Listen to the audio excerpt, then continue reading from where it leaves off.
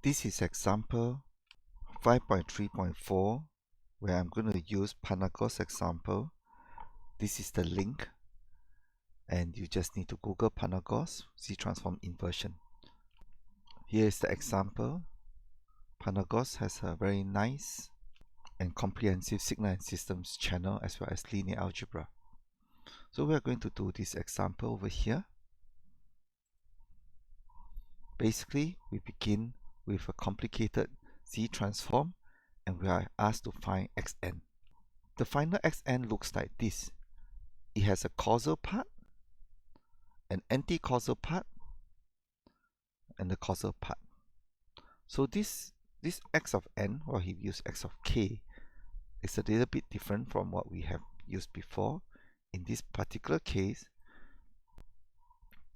because he has given us an additional constraint of the region of convergence, we have to be very careful when we perform inverse Z-transform.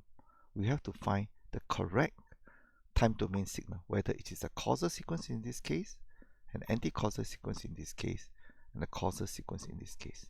Let us find how to do this. So to begin, what we do is that we take this complicated expression over here and perform partial fraction expansion. And the partial fraction expansion of this is this over here. Notice that in the denominator of x of z, he already told you these are the three poles.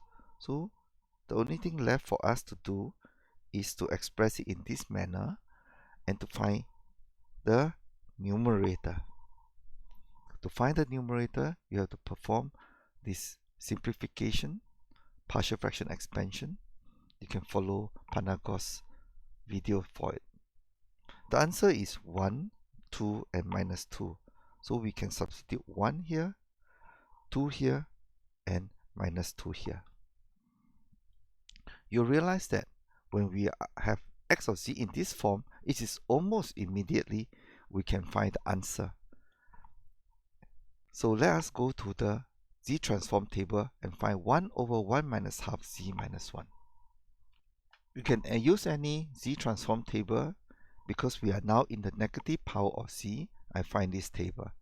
This is the entry we are looking for. 1 over 1 minus a z minus 1 will be an un.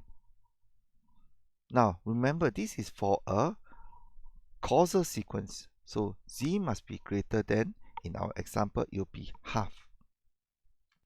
However, notice that we could have also chosen exactly the same sequence, but now it is z is less than a. So 1 over 1 minus az minus 1 and 1 over 1 minus az minus 1, these two are the same.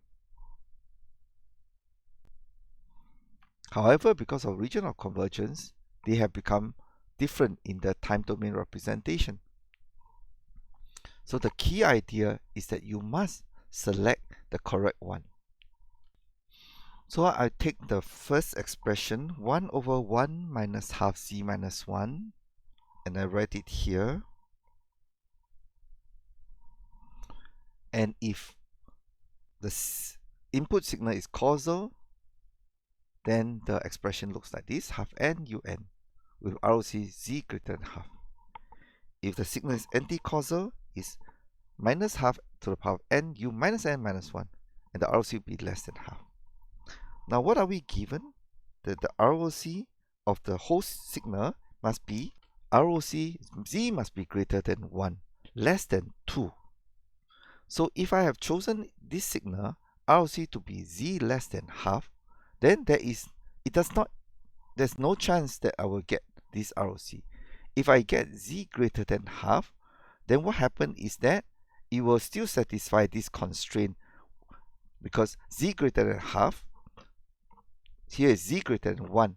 So later on you will realize that there's an intersection of this region of convergence.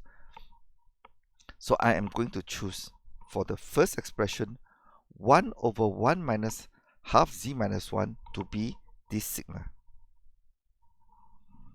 We can then do the second signal, which is 2 over 1 minus 2z minus 1.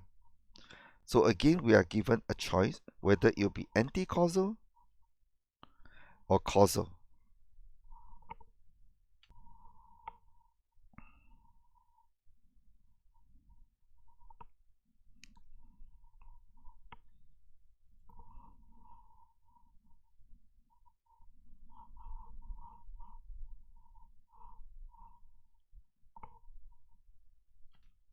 So I work out on the right hand side, 2 over 1 minus 2z minus 1 can be this causal sequence or this anti-causal sequence.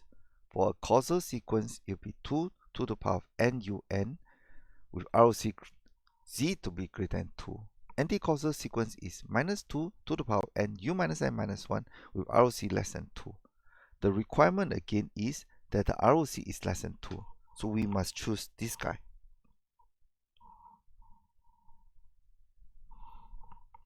Alright, let's see Panagos' solution. So he also chose the second guy. I will not work through the third one. I'll just show you the answer. In the third one, he's going to choose a causal sequence. So remember that he have chosen whether it's causal or anti-causal because it is used to satisfy this constraint over here. Finally, the answer is x of, in this case you use index k, is equals to half k uk minus 2 times 2 to the power of k u minus k minus 1 minus 2 unit step. So this is the Z transform of this guy. And to recap, once we have it in the simplified form, we can use the lookup table. The question is difficult because he has given us a ROC. Of course, to reach this step, you must have performed the partial fraction expansion correctly. Because this is the original form that is given to us. There's no lookup table for that. We have to use partial fraction expansion to get the coefficients correctly. And then we can solve by the lookup table. Thank you.